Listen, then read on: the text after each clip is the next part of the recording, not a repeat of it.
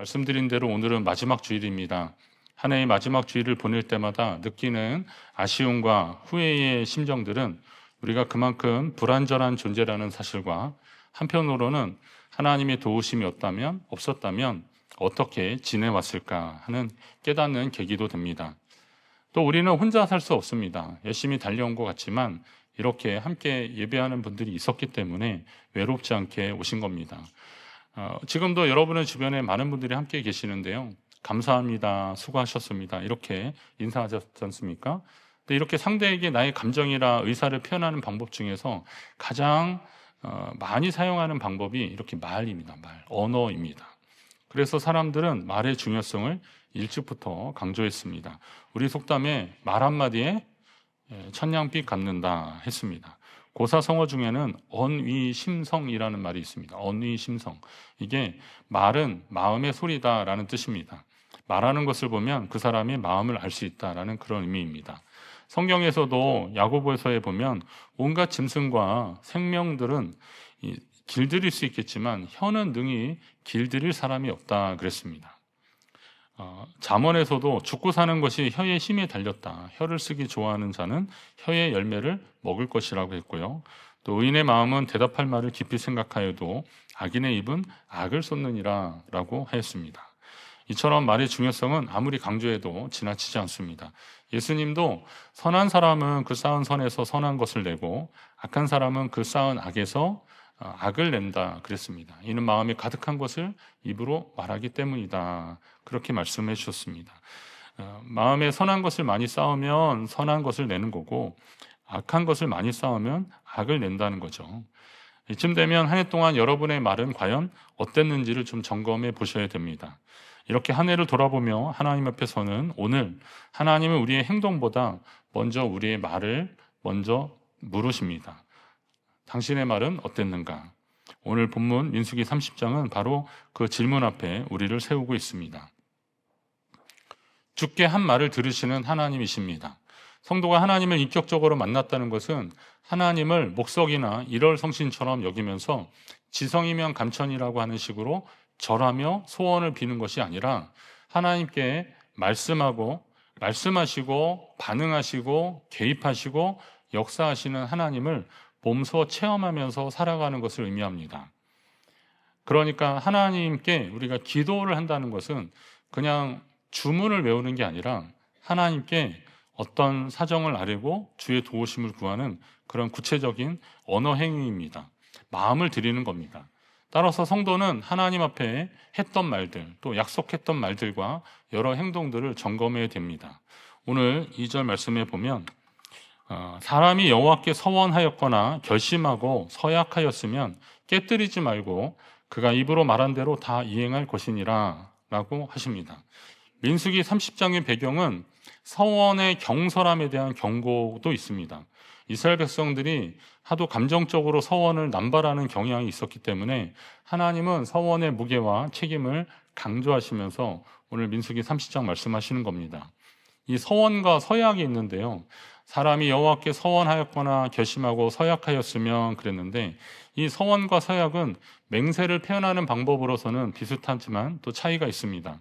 서원은 어떤 것을 적극적으로 하겠다고 하나님께 제물을 드리면서 화목제를 드리면서 맹세하는 그런 행위입니다. 서원이 그런 것입니다. 이건 적극적인 행동의 표현입니다. 행동의 맹세입니다. 그렇게 하겠다는 겁니다. 서약은 마음을 제어하여 어떤 것을 하지 않고 맹세하는 것들입니다. 나시린 서약 같은 거는 포도주, 독주나 이런 거 되지 않고 머리를 삭도에 대지 않고 시체를 가까이 하지 않고 이런 거 하지 않겠다라고 하나님께 서약하는 겁니다. 서원이라고 하는 경우도 있는데 아무튼 뭐뭐 하지 않겠습니다. 만약에 그렇게 했을 때 어떤 또 대가도 각오하는 그런 거죠. 그 재판장 앞에서 하는 증인 선서 TV나 드라마에서 많이 보셨죠. 요즘은 그냥 생중계를 많이 해서 많이 보게 되는데 이 증인석에 나온 사람들은 오른손을 들고 양심에 따라 숨김과 보탬이 없이 사실 그대로 말하고 만일 거짓말이 있으면 위증의 벌을 받겠습니다 라고 그렇게 선서를 합니다. 이게 이제 서약입니다. 그러니까 말의 중요성을 강조하시는 하나님은 이스라엘 백성들이 평소 하나님 앞에서나 사람들 앞에서 한 맹세와 약속을 반드시 지키라고 강조하시는 겁니다. 하나님이 우리에게 이렇게 강조하시는 이유는 하나님 스스로가, 하나님 당신이 언약의 하나님이시기 때문에 또 그렇습니다. 하나님께서는 언약을 맺으시고 반드시 지키시는 신실하신 분이십니다. 하나님의 사랑을 표현할 때 헤세드라는 구약적 개념이 있는데요. 이거는 그 사랑이 변치 않고 신실하게 계속된다라는 그런 뜻이 있는데, 하나님의 약속도 하나님의 말씀도 헤세드인 거예요. 신실하신 하나님, 하나님의 약속하심은 반드시 지키시는 분이심을 믿으시기 바랍니다. 자, 그러면 이 같은 하나님의 성품은 우리에게는 정말 은혜이고 소망입니다. 왜냐하면 하나님이 그렇게 약속하신 것이 이루어지기 때문에 그렇습니다. 출애굽기 19장에 보면 아주 유명한 하나님의 약속이 있습니다.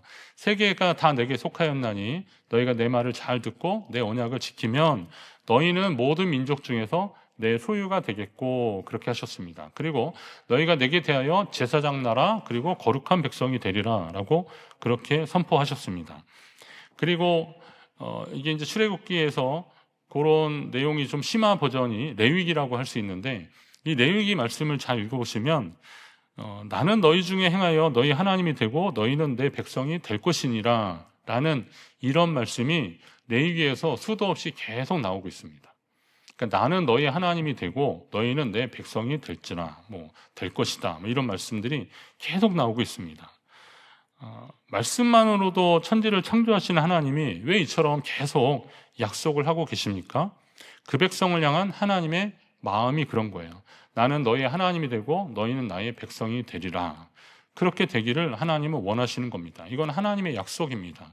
그 하나님의 약속이 지금까지 계속 실현된 겁니다. 그래서 그 백성이 죄를 짓는 가운데서도 다시 돌이키라고 하고 선지자들 보내시고 또 말씀을 보여주시고 기적을 베푸시면서 그 백성이 하나님 앞에 돌아오기를, 그리고 하나님 백성 되기를 주님은 그렇게 원하셨던 겁니다. 그렇다면 이 하나님은 하나님의 신실하심 때문에 그런 건데요.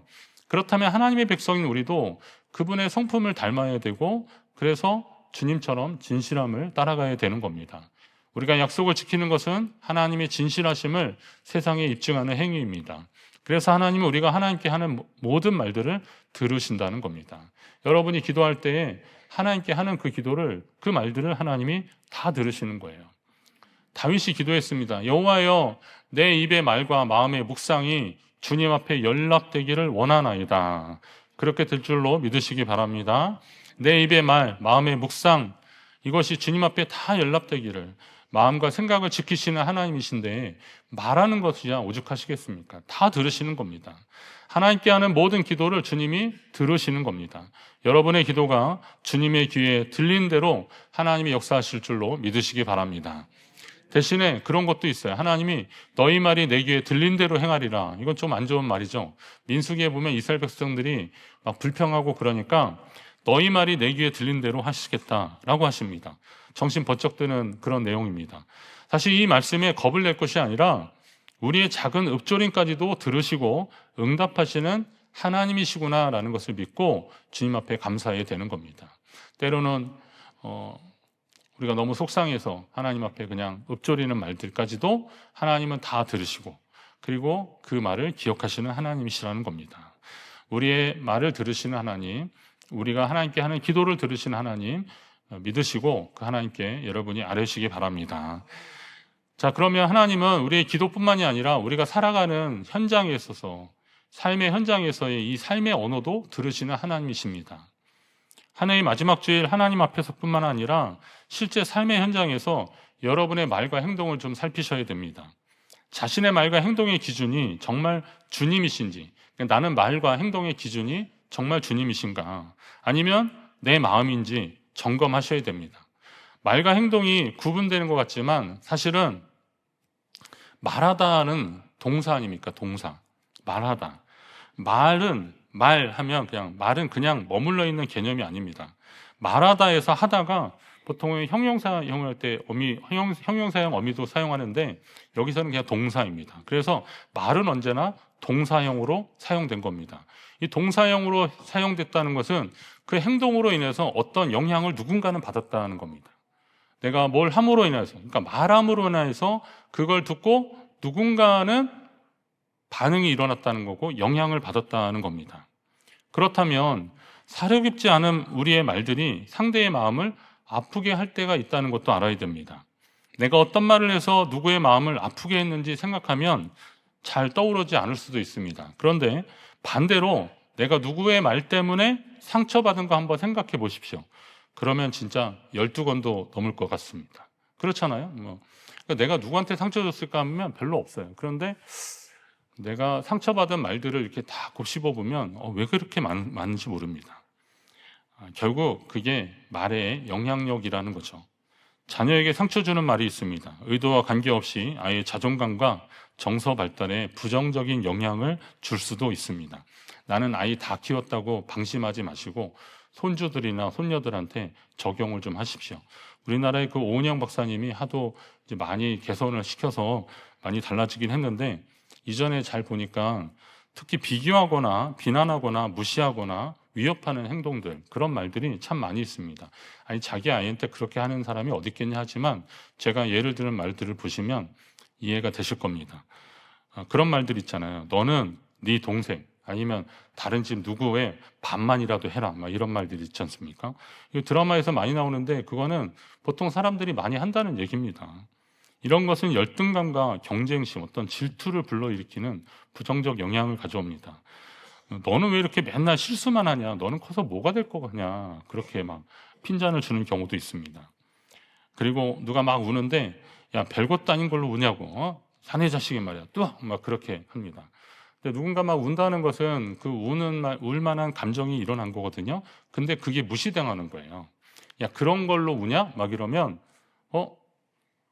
나의 감정이 잘못된 건가? 막 그런 생각도 들고, 또 한편으로는 좀 외로워지는 거죠. 공감해 주는 사람이 없으니까. 나는 울고 있는데 남은 울지 말라고 막 다그치고 있으니까 그렇게 되는 겁니다. 그리고 또 부모님들 많이 하시는 거잖아요. 이거 다 너 잘 되라고 하는 거라고 막 그러잖아요. 그리고 또 너 때문에 아빠가 얼마나 고생하는 줄 아느냐, 막 이런 말들이죠. 너 때문에 엄마 아빠가 얼마나 고생하는 줄 아느냐. 어떤 죄책감, 어떤 심리적 압박, 이런 것을 준다고 합니다. 혹시 이런 말들에 이미 익숙해진 분들 계십니까? 전혀 아닌 것 같습니까? 예? 저만 그런가요? 저는 말씀 이렇게 나열하면서 깜짝 놀랐는데요. 저도 놀랐습니다. 저도 이런 말을 많이 듣고 자랐거든요. 예. 야, 너는 네 동생 반만이라도 하라, 막 그랬습니다. 동생이 공부를 하도 잘해가지고 저도 아주 못한 건 아닌데 얘는 맨날 1등 하니까 제가 반만이라도, 반 이상을 분명히 했어요. 그런데도 계속 그러시는 거예요. 그리고 뭐 하시는 말씀이, 너희도 공부시키려고 우리가 저기 다 정리하고 여기 와서 이러는데 공부 안 하면 되겠냐, 니들 위해서 얼마나 고생하는지 아느냐. 예. 70년대 80년대 자녀 키워본 분들은 그런 이야기들 많이 하셨을 것 같아요. 자녀들 좀 이렇게 공부 잘하게 하려고 여건 만들어 주려고 애쓰셨는데, 자, 그런 말을 많이 들으면 오늘 제가 나열한 요 내용으로 보면 약간 부정적 감정이나 열등감이나 뭐 소외감, 거절감 이런 거 느낀다고 그랬는데, 저는 가만히 보니까 나는 하나님의 은혜를 입었구나, 이런 생각이 들었어요. 오히려 저는 그런 말들이 상처가 아니라 제게 어떤 삶의 동기부여가 되는 그런 경우도 있었기 때문에. 그러니까 그래도 된다는 말은 절대 아니에요. 그만큼 저는 그냥 하나님의 은혜를 입었다라고 말씀을 드리는데, 이런 말들이 결국은 누군가에게는 상처가 되고 힘든 말이 될 수 있다는 겁니다. 혹시 이런 말들로 인해서 고통받았을 자녀가 생각난다면 지금이라도 미안하다고 하셔야 됩니다. 미안하다고 하십시오. 전화 한 통 하십시오. 예. 하나님은 완벽한 부모만을 사용하시는 분이 아니라 회개하는 부모를 통해서도 회복을 시작하시는 분이십니다. 그리고 또 혹시 여러분 안에 그런 말들로 인해서 좀 왜곡된 감정이나 표현 방법이 좀 어그러지고 그랬다면, 그런 속에서 더 힘들었던 삶을 살았던 그분들을 좀 생각하시면서 마음에 좀 변화를 주려고 노력을 하십시오. 하나님이 하실 일들입니다. 자녀만이 아닙니다. 혹시 지금 말의 상처나 감정 표현의 미숙함 때문에 관계가 단절된 누군가 생각이 좀 나신다면, 그 생각이 난다는 것은 그를 위해서 기도하는 것이다. 저는 그런 마음이 있거든요. 누군가 기도하다가 생각이 난다. 그가 기도가 필요한 사람이다라는 거예요. 어떤 이야기를 들었을 때 누가 생각이 났다. 그러면 그와의 관계 개선을 주라는 하나님의 뜻이다라고 보시면 됩니다. 그렇다면 다가가서 용서하고 화해하고 그를 위해 기도하라는 주님의 뜻으로 여기셔야 됩니다. 말하지 않으면 모르고 다가가지 않으면 점점 멀어질 것이기 때문에 그렇습니다. 욥이 고난당할 때 친구들은 지금 그의 고난을 숨겨진 죄에 대한 하나님의 징벌이라고 단정하면서 정죄하고 비난했습니다. 특히 엘리바스라고 하는 친구는 찾아와서 죄 없이 망한 자가 누구냐? 그러니까 죄 없는 자가 망하는 거 본 적 있느냐라고 하는 거죠. 그러면서 뭐예요? 욥은 반드시 죄를 지었을 것이라고 단언하고 있는 겁니다. 결국 욥은 육체적인 고통뿐만이 아니라 가장 가까운 친구들로부터 억울한 정죄라는 극심한 정신적 고통도 함께 받게 되온 겁니다. 물론 나중에 하나님이 후반에 그들의 말이 옳지 못하다라고 욥을 위로해 주시고 그러긴 했지만, 그러나 그 인고의 시간을 보내면서 욥이 느꼈을 그 좌절감이나 거절감, 상처는 얼마나 컸겠습니까? 우리가 정죄할 때 그 엘리바스라는 사람이 그렇게 정죄할 때 그는 친구의 자리를 떠나서 하나님의 자리를 넘보는 그런 교만한 일이 되고 만 것입니다. 그러나 우리의 삶의 모든 재판장은 하나님이십니다. 한번 따라할까요? 우리의 재판장은 하나님이시다. 하나님이십니다. 아멘이십니까? 모든 판단은 하나님이 하시는 겁니다. 내가 아니라 하나님이 하시는 겁니다. 정죄는 특히나 더 그렇습니다. 어떤 사람이 어떤 것이 죄다라고 말하는 거, 그리고 그런 것을 정죄하고 그러는 것들은 재판장이신 하나님이 하시는 거지 우리가 함부로 할 수 있는 것들이 아닙니다. 물론 두드러지고 하지 말아야 되는 것들을 그렇다고 막 하시라는 게 아니에요. 그러나 기본적으로 그의 어떤 사정들이 있을 것이고 또 그것도 하나님이 하실 것이다 라는 겁니다. 내가 아니라 하나님이 하시는 거죠. 우리는 모두 부족하고 연약한 존재들입니다. 누군가를 정죄하고 싶은 그런 마음이 들 때, 미워하는 감정이 쌓여갈 때 골로새 교인들에게 바울이 전한 말을 기억하셔야 됩니다. 만일 누가 누구에게 불만이 있거든 서로 용납하고 피차 용서하되 주께서 너희를 용서하신 것 같이 너희도 그리하라 라고 하셨습니다. 누군가를 미워하고 불만이 있고 또 어떤 문제가 생겼을 때 주님이 너희를 용서하신 것 같이 너희도 서로 용서하고 그렇게 하라라는 겁니다. 십자가에서 나를 용서하신 예수님의 은혜를 깊이 묵상하십시오. 우리가 용서받은 죄인이라는 사실을 깨달을 때 사람들을 정죄하려고 하는 마음은 힘을 잃게 될 것입니다. 그리고 그 대신에 그 사람을 위해 기도하고 용서하는 사랑의 마음이 생길 것입니다. 설교를 작성하면서 머리에 계속 맴돌았던 두 개의 문장이 있었습니다. 하나는 내 귀에 들린 대로 행하리라 라는 것이었고, 내가 말한 대로 행하라 라는 것이었습니다. 내 귀에 들린 대로 행하리라, 이건 하나님이 하시는 거고요. 또 내가 말한 대로 행하라 라는 것은 하나님이 우리의 언어를 좀 책임있고 더 무게 있는 삶을 살라라고 그렇게 주시는 말씀인데, 당연히 말을 많이 하는 제게 더 큰 울림이 주는 말씀이면서도 여러분과 마지막 주일에 함께 나누고 싶은 말씀이었습니다. 서원에 관한 말씀인 줄 알고 읽었던 민수기 30장을 잘 읽다 보면 서원을 권장하는 것이 아니라 오히려 제한하고 점검하고 있습니다. 여인들 같은 경우에, 아니면 아직 이제 아내 같은 경우에 서원했던 것이 이게 가족 간에 잘 협의가 이루어진 건지 이런 것까지 얘기할 정도니까, 이게 서원을 함부로 하지 말고 또 이것이 또 잘 점검하라, 이런 차원의 말씀을 하고 있는데요. 궁극적으로는 하나님 앞에서 당신의 한 말에 대한 책임을 질 준비가 되어 있느냐라는 것을 묻고 있는 겁니다. 하나님 앞에서만 이겠습니까? 사람들 앞에서 한 말에도 같은 책임이 있는 겁니다. 연말에 하나님은 우리에게 새로 무엇을 할 것인가 보다 올해 내 말이 어떻게 남았는가를 한번 좀 점검해 보라고 하시는 겁니다. 솔직히 우리는 말이 많은 신앙을 살았습니다. 하나님은 감정적인 결단보다 책임 있는 말을 원하고 계십니다. 서원은 감동의 표현이 아니라 책임의 선언이다라고 보시면 됩니다. 성도의 말은 신앙의 깊이를 드러냅니다. 우리는 너무 쉽게 말했고 너무 늦게 책임졌습니다. 이제는 말의 양을 좀 줄여야 되고 무게를 좀 늘려야 할 때입니다. 이 무게가 뭐냐면 비난과 정죄가 아니라 감사와 축복, 위로와 격려, 복음을 전하는 언어의 무게가 더해져야 됩니다. 오늘 설교 시작하면서 당신은 축복의 통로이십니다 라고 그렇게 축복하셨지 않습니까? 그러면 내가 하나님께 은혜를 받은 사람이기 때문에 그렇게 축복할 수 있는 거잖아요. 그렇게 축복한 사람들은 다른 사람을 비난하고 정죄하거나 그렇게 욕하지 않는 겁니다. 왜냐하면 나는 축복의 통로로 쓰임받는 사람이기 때문에 그렇습니다. 그런 삶을 살려고 또 애쓰다 보면 하나님이 그 은혜 위에 은혜를 더해 주시는 역사가 있는 겁니다. 여러분 생애 가운데 이런 일들이 계속되기를 간절히 바랍니다. 우리 교회가 열방을 축복하며 하나님께 영광 돌리는 그런 교회 되기를 간절히 바랍니다. 오늘 예배도 하나님과 사람들 앞에서 새로운 약속을 쌓는 자리가 아니라 우리 말을 정리하는 자리가 되어야 합니다. 여러분의 말을 좀 정리하십시오.